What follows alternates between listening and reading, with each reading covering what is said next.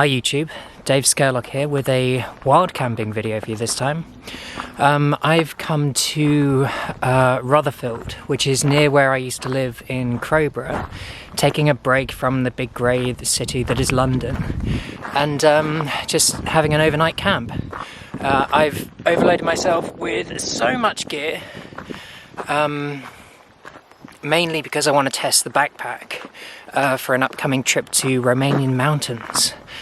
Upon which I'm sure to die. But yeah, this is my latest wild camping adventure. Okay, so here we are. This is the sheep farm. There's a bit of wind, so sorry if the audio is a bit crappy. This is land owned by my very good friend, Christopher Hoad. Hello, Chris. And we've been coming here for years. We came here for many years as kids, and I haven't been back here for an equal number of years. So it's really interesting to be back. This is the part of the wood where we used to stay. Just kind of on the borders there of the tree line, used to camp there. But usually, these sheep, I think, it's been a while, and I was typically a little inebriated, but I believe these sheep were usually in the field up there, so that they didn't come poking around in a tent and trying to do things to the tent, like eat it. Hello, fella. When they eat, their mouths are like, I don't know, like chainsaws or hedge strippers. Hedge trimmers? Just like tearing away at all the vegetation. Let's see if we can zoom in. Look at that. Camera skills right there. This is home for the evening. My snug pack ionosphere. Awesome little tent.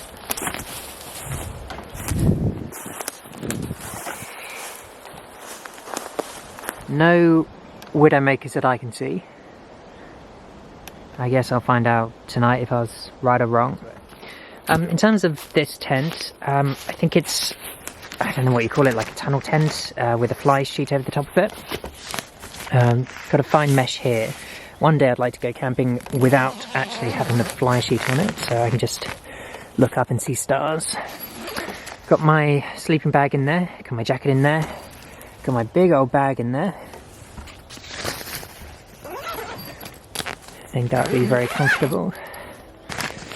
The only thing I don't necessarily like about this tent, and I haven't really determined if it's an issue or not, but the fly sheet just seems a little bit too small for the tent. So when you're lying in there, you can see, in fact I think it's easier if you look, you can see how you can look out through the bottom of the tent. Now the fly sheet should be low enough. You're not going to get anything getting in there, any water or anything. But if it's windy, the wind I think is going to get underneath it and likely chill you to the bone. Which doesn't seem ideal for use on a Romanian mountain.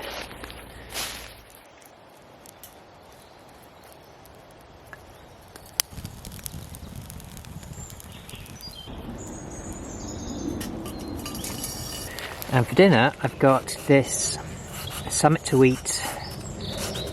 I've only just realised what that means. Chicken tikka with rice. It is 665 calories in total. And that strikes me as pretty useful, again, for Romania. I keep talking about Romania. I will put this into some kind of context shortly. Nice gusset. 8 or so minutes later, I realised that if you seal the bag up, it probably stops it going cold on you. First impressions are that I used too much water. The other thing is that you can't really see any rice on it. No, that's not going to work. You can't really see any rice on it, in it. It's just kind of one gloopy mess. It smells good though.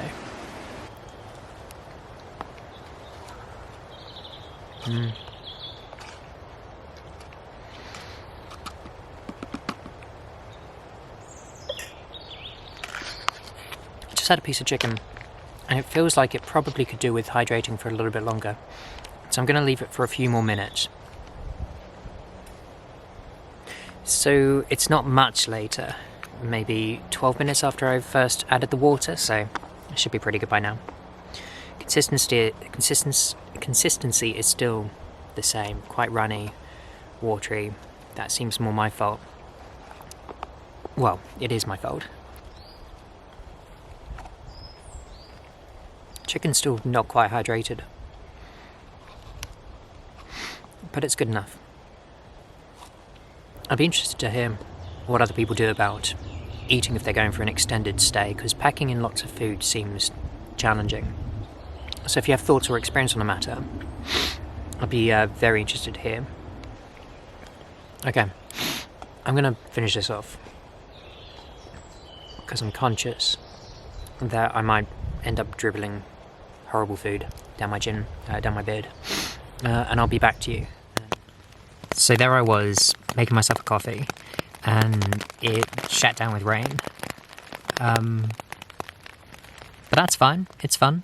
I'm now safely in the tent, dry-ish. Food was 6 out of 10. 6 out of 10. Take 2 with the coffee. This time using a stove because the wood got wet. Well, it rained for the last few hours. Pretty much, mostly on and off. But now it looks really peaceful. I don't know if you can tell, but we've got some nice, clear-ish skies. This is the main field. I'm somewhere in there. But yeah, it's definitely got a bit colder now. It smells good too. I think I've been reading a lot about kind of pollution and the impact it can have on your health. I think maybe having read that I'm now just really, really conscious of when I feel like I'm breathing in fumes. But the air out here is just so clear and fresh. It's really, really good. Really, really nice. But yeah, so far, having a lot of fun. I think I'm going to go crack on with that dessert. In there will be some sheep. I think you can see one. I'm not even sure if that is a sheep. Let's see how well the zoom works in this light. No. Okay, fair enough. Well, I'll see you in a bit.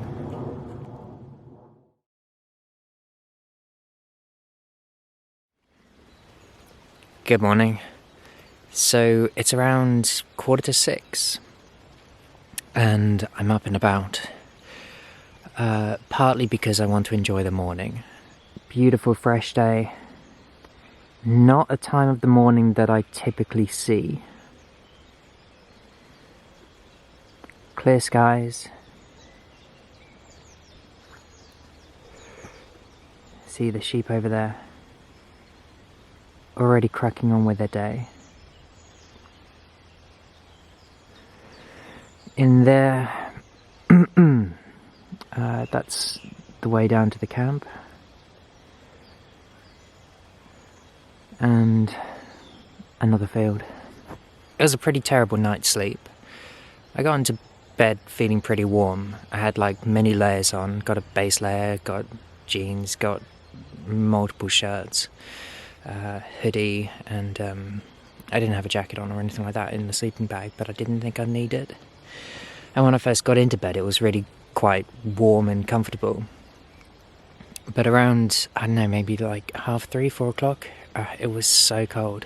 It's actually really cold right now. But yeah, really, really cold, woke me up, and then after that I was just kind of like dozing, just feeling really cold, trying to get like comfortable, but every kind of like position you get into, like there's a part of you which is feeling exposed. Part of the issue is the sleeping bag. It's supposedly rated to very low temperatures, like I think it's 0 degrees in extremis, but like down to 5 degrees. But really, it's not. At least to the extent that I want to be warm and comfortable. I'm going to go get some coffee on the go and get some breakfast on the go, and I'll do a little bit more of my thoughts about my current systems and what I need to do to improve those for the Romania trip. And you know, I might even give you some details about the Romanian trip.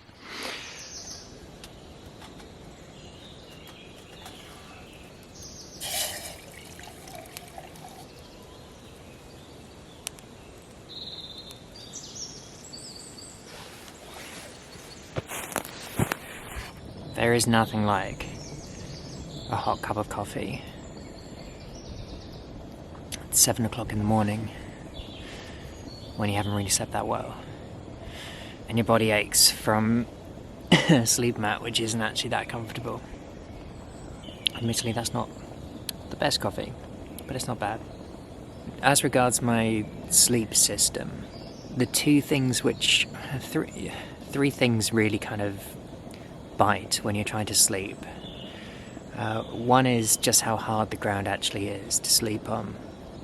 2 is the fact that it's cold. It's very cold. And number 3, just not having a pillow. I think on the whole, like most of my equipment for this Romania trip is reasonable.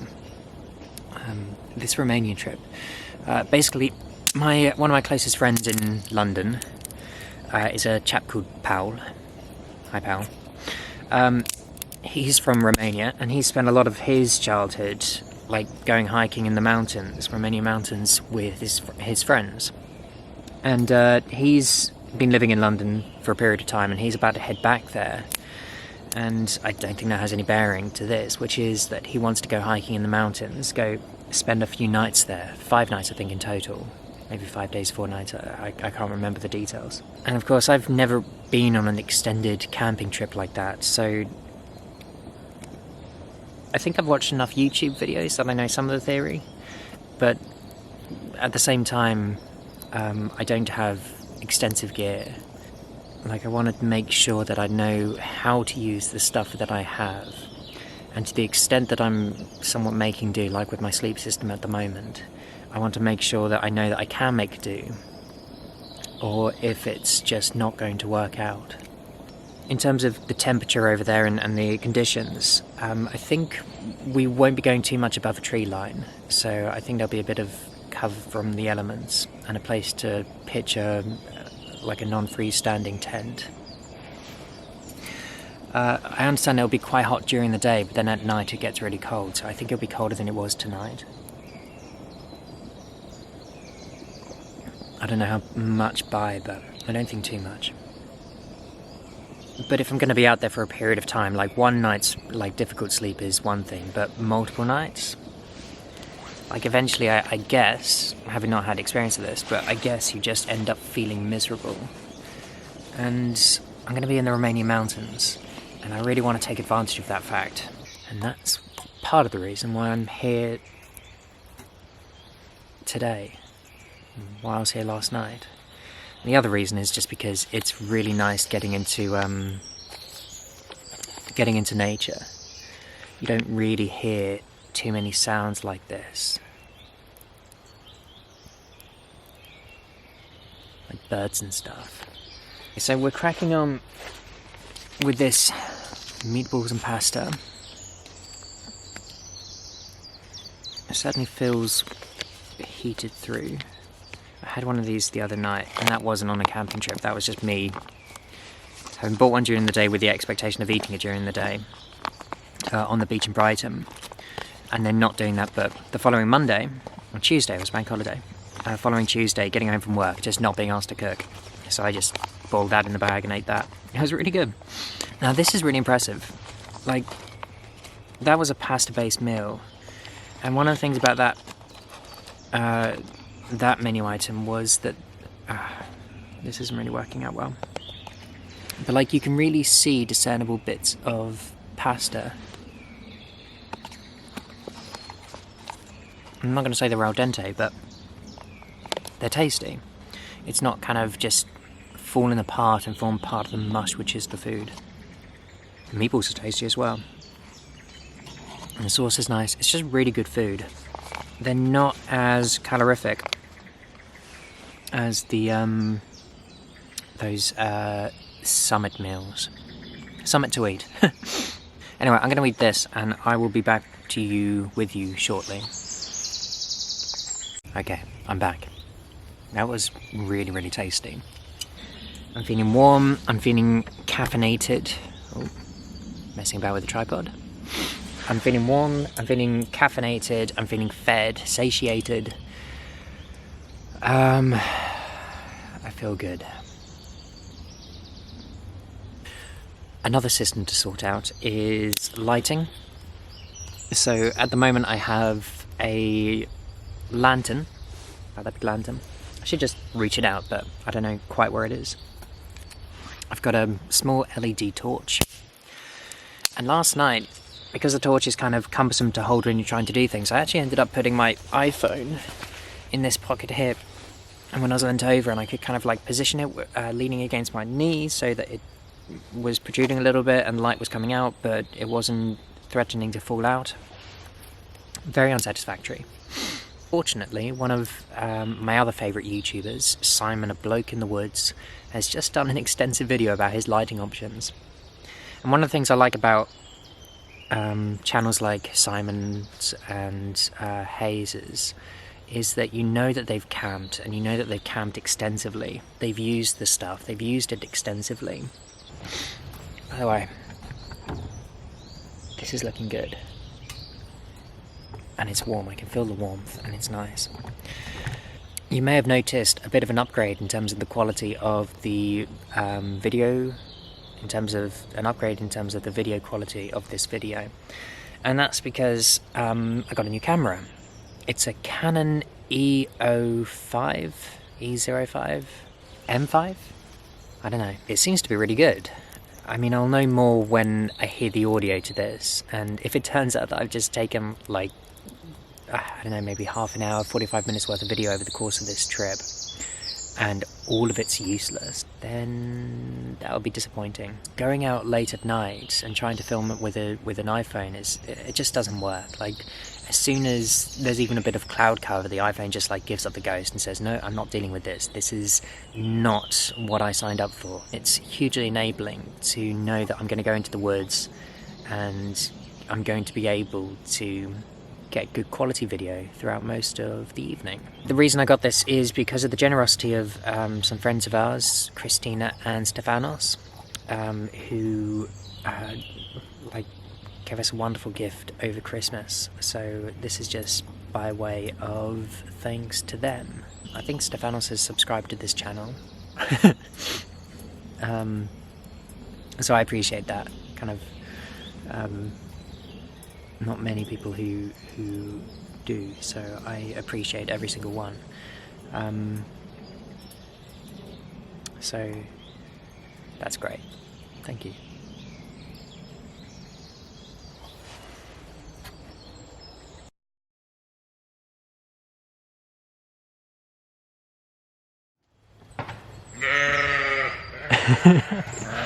Sheep coming in for breakfast.